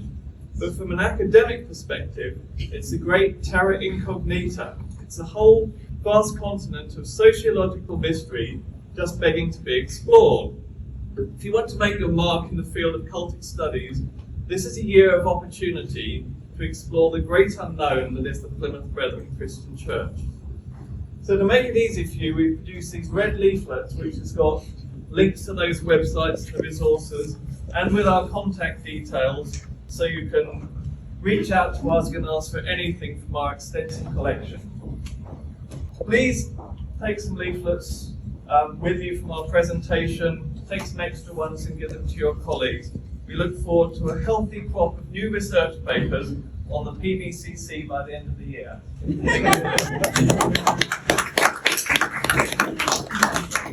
This is a difficult presentation to give. I don't know how I'm going to be as I give it, so we'll see how it goes. But I am looking at child sexual abuse, and these are very preliminary topics, preliminary findings from our research, really. But I'm going to start with a poem, and I'm not going to read it out, nor is the author. We want you to read it yourselves, just because it's a difficult one. So this was written by my newly adopted daughter, sitting at the front here, Cheryl. I'm having to crack jokes because this is kind of difficult. So if you don't mind just reading that, please. And we will read this out for the listeners on this podcast. Unzip My Body by Cheryl Bawtinheimer. I want to unzip my body right here, right now, in front of you, in front of the jury, in front of every person who ever asked, "Are you sure it happened? Why didn't you say something sooner? Do you have proof?" No, I don't have proof. I have a body that remembers every inch of those hands. I have skin that flinches when the air shifts just right. I have a rib cage that tightens like it still knows the weight of silence. If you want proof, let me unzip my body. Let me peel back the flesh, reveal the places they touched before I even had words for what they were stealing. Let me show you the ache that lodged itself between my legs before I knew how to say stop. I will show you the truth screaming in my nervous system, the courtroom carved into every tendon, every tremor. Don't ask for tidy stories, don't ask for police reports from a time I couldn't spell my own name. Ask my hips why they lock up in the dark, ask my stomach why it turns when I hear footsteps behind me, or change jingling in a pocket. Ask my body, it kept the minutes when no one else would. This isn't about believing me anymore, it's about believing in justice. Justice that doesn't wait for a perfect victim or a time-stamped photo. It's about holding children like sacred fire, too precious to risk, too human to doubt, too valuable to silence. If I unzip my body, let it spill every unspoken truth, then zip it back up with steel thread and fire. It's not to prove myself, it's not for your belief. It's for the ones still silent, for the ones still hoping someone will listen, for the justice we still haven't seen, for the children who should never have to unzip theirs just to be protected. Been creating what are called Get a Life podcasts, which they spoke about a couple of days ago, giving voice to many former members of the Brethren, and I know that other groups have done the same, and I think it's very important to get the voices out there, because today I'm touching on things that should never happen to a child. Never. And yet they do. And I have no doubt that in this room today there are people who have had that experience. And some of you will also have completed our research, and for that, I thank you. Child sexual abuse is sadly not new. Oh, sorry, I forgot about that slide. I hate overviews, but there it is for somebody that wants to know my precious mountains that I run to at any moment I can. Child abuse is not new, and over again we get news articles like these appearing on our screens, on our televisions, in our in trays. The news is full of stories of abuse. And quite often they're from people, by people that we thought we could trust. Celebrities, schools, even famous ones like the Yehudi Menuhin School, bishops, archbishops, police, social workers, parliamentarians, and so on. It's endemic. We find it in mainstream churches, Church of England, Roman Catholic Church, some Jewish groups, and of course many instances reported in cultic groups. It's quite a serious problem. Now, over the years, various royal commissions and investigations have been created and published. I've mentioned 3 of them, the one in Australia, these are all recent, the one in New Zealand, and the independent inquiry in the UK. It was England and Wales. These reports are published, recommendations are made, and then nothing happens. Nothing changes. The abuse survivor still failed years after inquiry. And this was the chair of the independent inquiry in the UK. So they're being ignored in some level.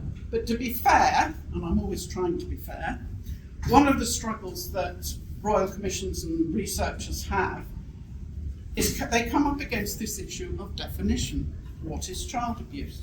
Without a clear single definition, how can we even think about prevalence, psychological sequelae, and so on? This paper by Matthews and Colin Vazina kind of rescued me a little bit from the quagmire I found myself in as I read articles about child sexual abuse.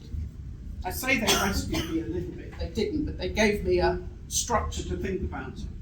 Because they've looked through research studies, policy documents, the legal profession, all using different definitions. The questions have arisen: does child sexual abuse have to be inflicted by an adult? What is a child? What are the social norms in a particular country? Is that relevant? Child marriage is accepted in some, isn't it? And so we have these problems of being unable to compare across studies because of this difficulty with the definitions. This is what they came up with. They came up with 3 dimensions on which the definitions of child sexual abuse vary. I don't have the time to go through this in detail, but I recommend you read the article. So there's the use of the child's age, for example. It's either not stipulated or it varies. Is a child someone under 18, under 17, under 16? What about the relationship with the child and the abuser? In some cases, some definitions say it's any adult or any child. Others say it could be child on child. Others say the perpetrator has to be at least 5 years older. And you'll see in a minute why that just does not work. The use of the element of sexual gratification, does that need to be there? Do we need to state that the perpetrator does it for purposes of sexual gratification? But across these 3 organisations, if you like, these 3 domains, they vary. The second dimension was about the acts that constitute child sexual abuse. So some have a long list of 12, others only have 4. We have it in the middle because we have 8. Do the acts have to be about contact with a child, or can it be non-contact, like making the child watch porn, for example? The third dimension is the whole issue of consent. Does that need to be in the definition? And if so, how do we define it? We're talking about children, not adults. I'd love to go more into that, but I simply don't have the time. But the definition that I kind of am leaning towards at the moment is this one by the WHO. The involvement of any child in sexual activity that he or she does not fully comprehend, is unable to give, therefore, informed consent to, or for which the child is not developmentally prepared and cannot, therefore, give consent, or that violates the laws or social taboos of society, which takes it out away from the child. But I have a slight issue with that one. I noticed you were kind of moving your head up. I'm not so happy with that, because I think that is open to interpretation. But this is an important bit. Child sexual abuse is evidenced by this activity between a child and an adult, or another child who by age or development is in a relationship of responsibility, trust, or power. And that's important for our research. We'll see why in a moment. The United Nations Convention on the Rights of a Child defines a child as being under 18. Unfortunately, I didn't see that before we created the questionnaire. But so we said under 16, but I think actually most people ignored it. If we turn to prevalence, so I can't solve the problem of definition, I'm afraid. It's difficult to establish because of the definitional differences that I've mentioned, because of the different ways that it's assessed across the studies. So some studies do it by interview, some do it by self-administered questionnaires, or maybe a mixture of both. There is a lack of data about characteristics of CSA, what is it, how old do the perpetrators need to be, and so on. Official records provide us with incidence rates, but they are based only on reported cases, and therefore are not going to give the full picture. And quite often they're over a restricted time frame, for example, a year. And prevalence rates are largely derived from retrospective self-reported accounts, which are not necessarily problematic, but they can be. Actually, I need to do a whole session just on this, don't I? It is a very confusing picture. But I found 3 meta-analyses, and there you can see the ranges. They're just kind of all over the place, aren't they? I'm going to focus just on Stoltenberg et al. Their meta-analysis, they reviewed 331 studies published between 1980 and 2008. That combined gave them 1 million participants. Yeah, wow, indeed. So I don't know how they came up with 8% for males and 18% for females. I need to kind of dig a bit deeper into the paper. But it does at least give us a little bit of a starting point for comparison. So, but the problem is that we've done this study on child sexual abuse. We've got percentage of people who are reporting it. Without knowing what the prevalence is in the general population, how can we compare? The Independent Inquiry into Child Sexual Abuse wrote this, and I'm going to ask you to read it because my throat is giving out. Or perhaps I should read it. It's difficult to imagine what it feels like to be silenced or dismissed when trying to tell somebody you've been sexually abused. This happens so often to victims and survivors that many gave up trying to report what had happened to them. And that is why the Truth Project, designed to enable victims and survivors to share their accounts in a confidential setting, was such a vital part of the inquiry's work, and why victims and survivors' voices represents a cornerstone of the inquiry's analysis and recommendations. Nearly 6,200 victims and survivors contributed to the Truth Project, and for some it was the first time they had spoken about the child sexual abuse they had suffered. And that links kind of quite nicely with the podcasts that are going out, the Get a Life podcast, podcasts by other former members, because you're all giving a voice to the survivors.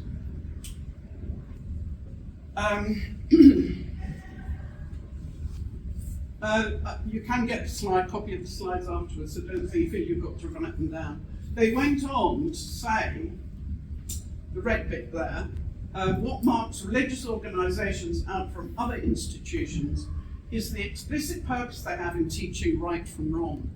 The moral turpitude of any failing by them in the prevention of or response to child sexual abuse is therefore heightened.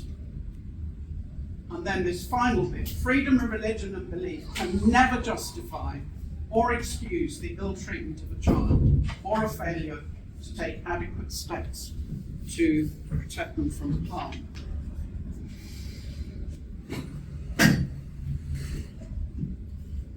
The other thing that ICSA, which is actually pronounced ICSA, so it's a bit confusing, is they looked at the barriers to reporting, and there's a list of them. And they're fairly obvious ones, really. Victim blaming, the whole shame and honour thing, a lack of discussion of sex and sexuality within cultic groups, the abuse of power by religious leaders, which of course, because they're mostly men, you get this gender disparity. The mistrust of external agencies is a very important one. I think it's kind of fostered by the leaders of the cultic group because they know that external agencies have the power to expose them. The whole issue of forgiveness is another big one.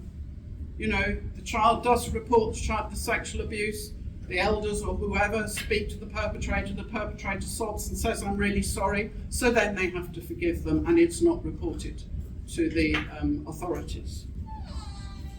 Fear of being disbelieved, that's very common, I think, in child sexual abuse.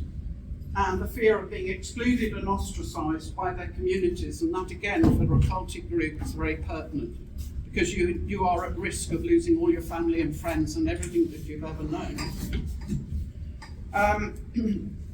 And of course, because children are not reporting it, and because the organisations are not reporting it, the prosecution rates are very low. So very few child sexual abuse cases actually get to court. With regards to safeguarding policies, this study also reported that in the UK, there is no legal obligation for religious organisations to follow the guidance of the Child Protection Guidance. Wow. However, just before this conference, there is currently a bill, I think, going through the Houses of Parliament, and I came across a speech by Sam Carling, the Labour MP for North West Cambridgeshire. He happens to be also an ex-JW, so it's really close to his heart. And I'm going to contact him when I get back, because he's quite clearly wanting amendments to the Act to make sure that when it does go through, if and when it does go through, it actually really does safeguard the children in these groups. So let's have a look to see what we found. But unfortunately, I have to give a disclaimer to start with. Back in 2014, I did a similar study looking just at former members of the Brethren. 27% of the sample reported child sexual abuse. And I made it clear then, and I'm reading this, I make it clear now, that I did not and would not extrapolate from that sample to all former members of the Brethren, nor would I ever extrapolate and generalise to the current members of the Brethren. Unfortunately, attempts were made by the Brethren lawyers to state that I did make those claims, which I regard as defamatory, because I'm a professional researcher. I don't make wild claims like that. Design and methodology, you've probably seen this slide before, either last year or the year before, or even yesterday. But the important one here is this child sexual victimisation questionnaire, which is part of the package. Well, we've got 5 clinical measures of distress and 5 measures of group experience. And I can see that Google Docs has messed up with the formatting there, never mind. Criteria for the participants over the age of 18, they're fairly kind of self-evident. We do actually have a control group, but unfortunately we don't have enough people in it yet. So that's our next goal, so that we can at least have a comparison group. Interestingly, they came from 62 different countries, and they've been in 150 different groups. So as you can imagine, some of the cell sizes for each group are too small for us to actually do much with at the moment.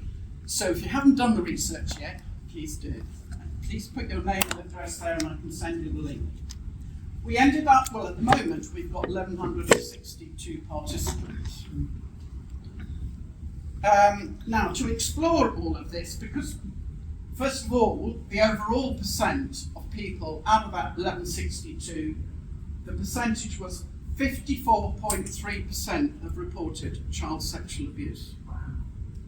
Now, it doesn't matter which rate you took from that meta-analysis I showed you, that is bugged. However, who were the perpetrators? Were they members of the group, or were they strangers, or were they teachers, doctors, who? So, we started filtering the cases down. We started out with 1,162. Of those, 631 report child sexual abuse. We then asked, was the perpetrator a member of the group? and 379 said yes. So now we've got 32.5%.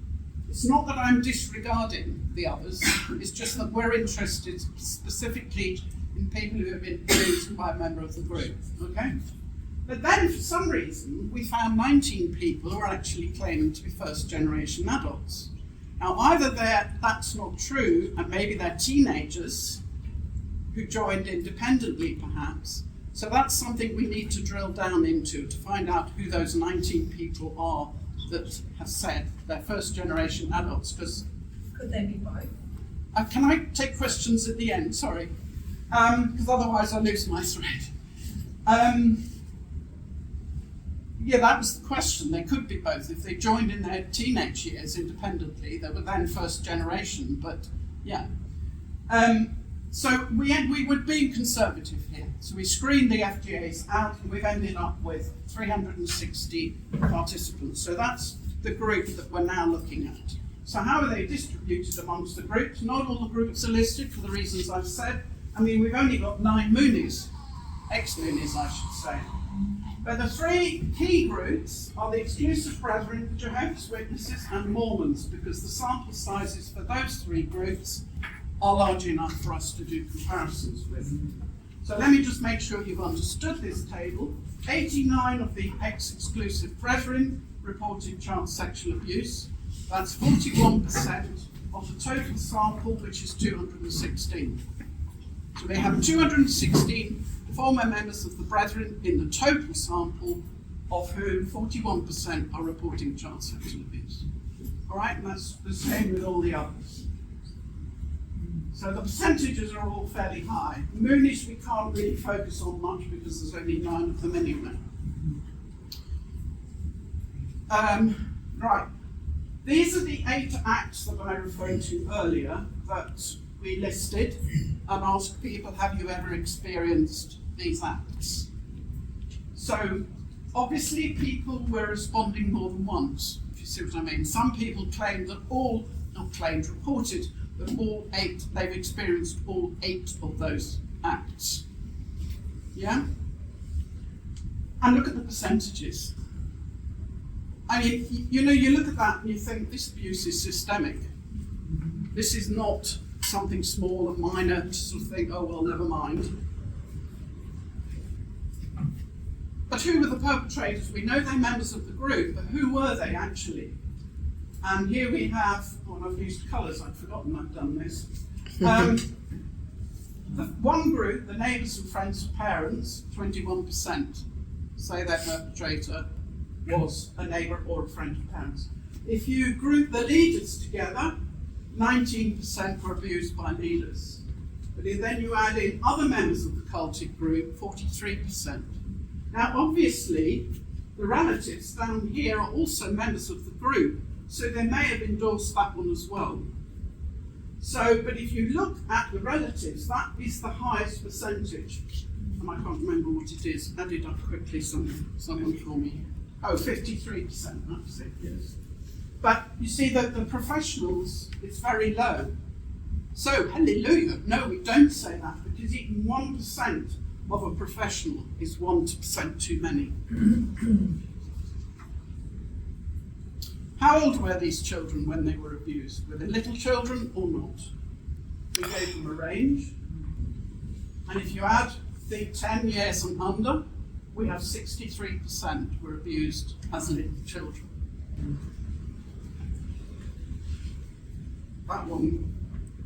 That statistic for me is very difficult to read and hear.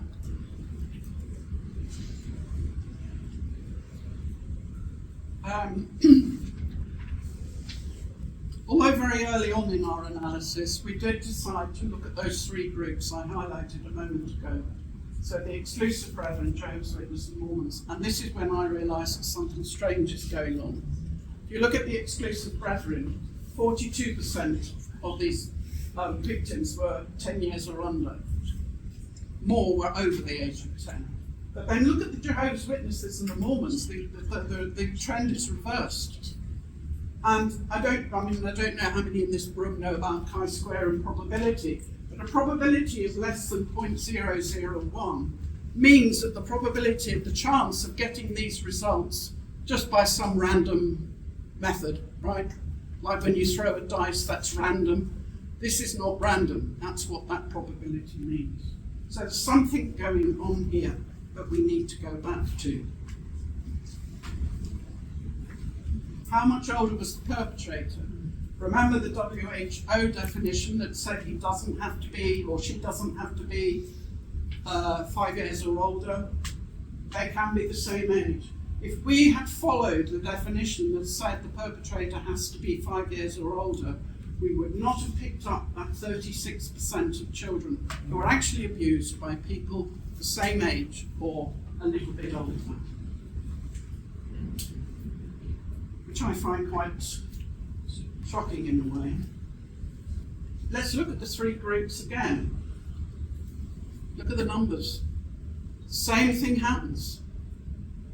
In the brethren, the perpetrators, who more of them are less than 5 years older than the child that they're abusing. Whereas the other two groups is the other way around. And once again, this finding is highly significant.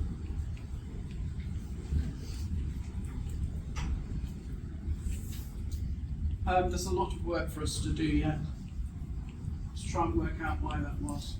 This is not particularly remarkable because we had twice as many women as men in the sample. So you would expect more male perpetrators, but I don't know what the figures are for male versus female perpetrators, but anecdotally we know that there are more male than female, right?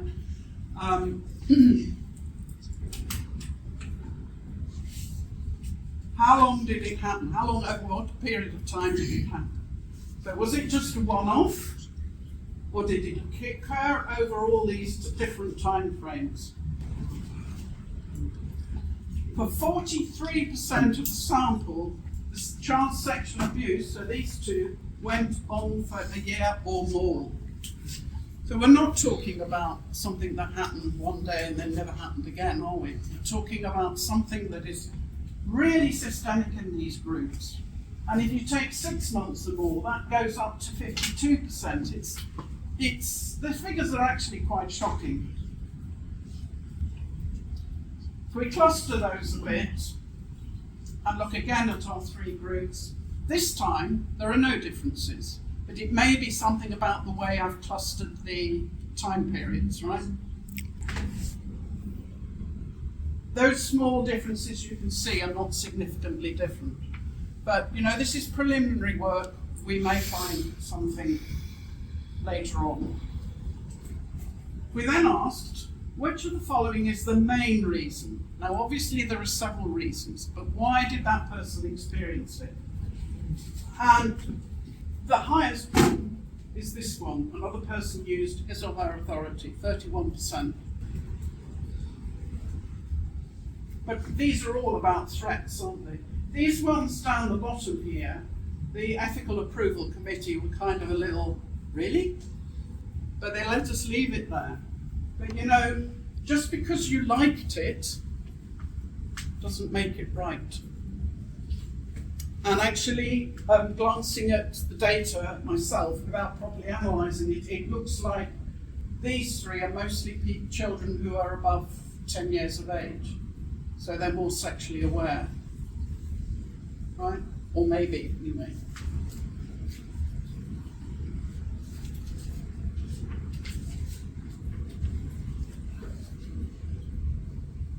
Did they talk about the abuse at the time? Only 20% did. Did you ever seek professional help? Only 35% did. That's in line with findings elsewhere. Let's look at our groups. You notice something strange? Look at that. Only 7% of the exclusive brethren former members talked about it at the time, compared to 22 and 30% of the others. Again, this is highly significant. And again, we find differences among those that sought professional help. So what is going on? We wondered if it was something to do with the relationship that the brethren have with the group that might be different from the way the members of JWs or Mormons might have. So we took the trauma coerced attachment scale, which is a fairly new scale. It's only 2 or 3 years old. We developed it at Salford.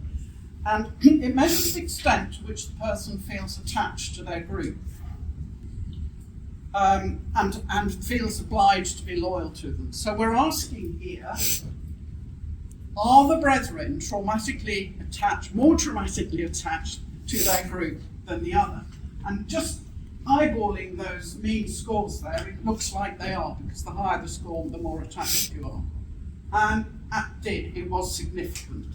This was done with a crystal Wallace, which should say at the bottom, but it doesn't. And what that scale produces is this wonderful diagram.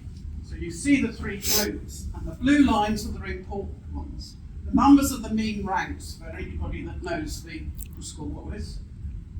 It's a non-parametric test. And this one shows that the former exclusive brethren participants are scoring significantly higher than the JWs and significantly higher than the Mormons. But the difference between the Mormons and the Jehovah's Witnesses is not significant. So there's no real difference between those two. It's the brethren that are standing out as different. Well, time's passing.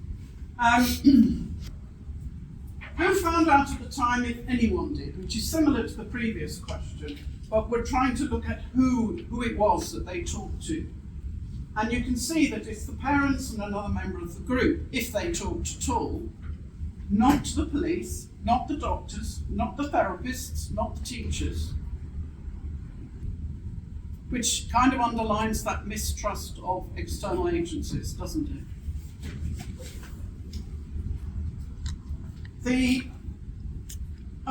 Yes, have you tried to report this abuse as an adult? 17% said yes, but only 9%, in only 9% of cases did that actually result in legal or disciplinary action.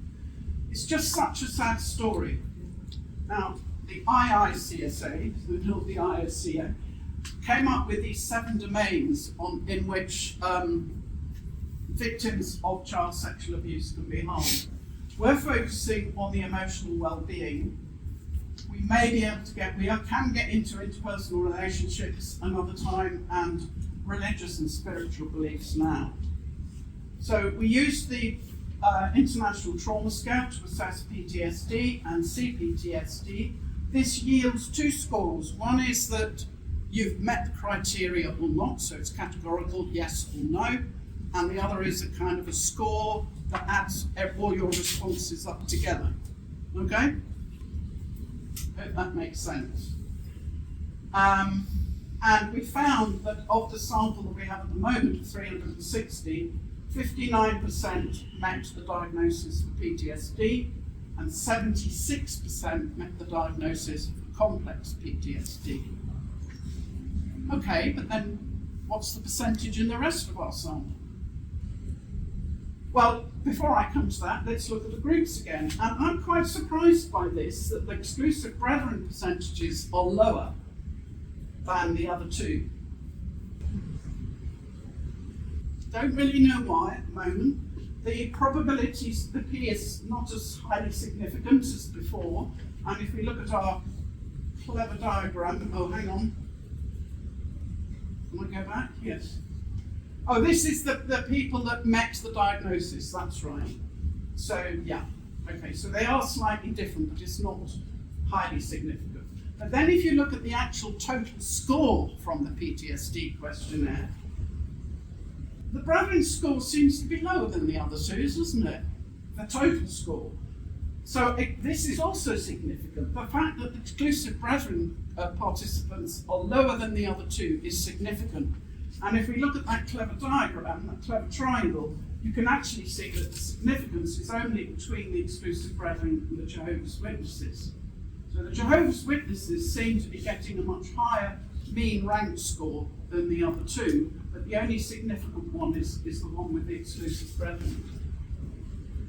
So something needs to be done with that. We're trying to work it out. Right, so then we created two groups. One was our child sexual abuse group. The other was the remainder of the total sample who were not first generation adults. So we took them out on the grounds that they couldn't experience child sexual abuse in the group. I know there's a slight anomaly there somewhere. So we then looked at, sorry, this is really condensed because I needed two papers, not one. We looked at the distribution of Symptom Checklist 90, which is quite a well-known scale for measure for distress, the interpersonal inventory of interpersonal problems, the Wessex Dissociation Scale, the PTSD score, and the DSO. The DSO is the complex PTSD score. They're all significantly higher in the child sexual abuse grouping. So clearly the child sexual abuse survivors are the people that are driving those scores up. They really have experienced a huge amount of distress. I personally feel that we need a working party on this, a global one that can look at the situation worldwide and be a force to make the change, and maybe ICSA can be behind that driving force. I don't mean the ICSA now, I'm talking about the cultic studies. So I did create a summary. I think my time is over, but maybe I could leave that up there while we see if there are any questions. Thank you to everyone who has filled out this survey that you see on the screen. It has helped contribute towards the data that Jill is referring to. If you have not filled this survey out and done this questionnaire, it is imperative that you do now and send it to anyone that you know that has left a high demand religious group. Thank you, everyone. Much love to you all. How can you support Get a Life podcast? You can donate internationally via PayPal at www.paypal.me/getalifepodcast. PayPal also has a QR code that can be scanned. Or donate to our Get a Life podcast GoFundMe.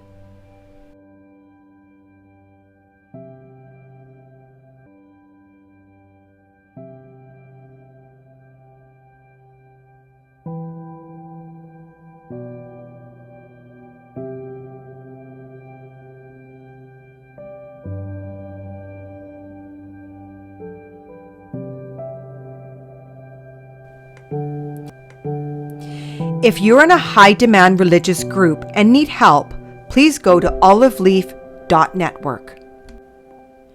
To share your story or be a guest on the show, email info.getalife@proton.me. Check out www.get-a-life.net for Get a Life merchandise, books, and ways to support or get support.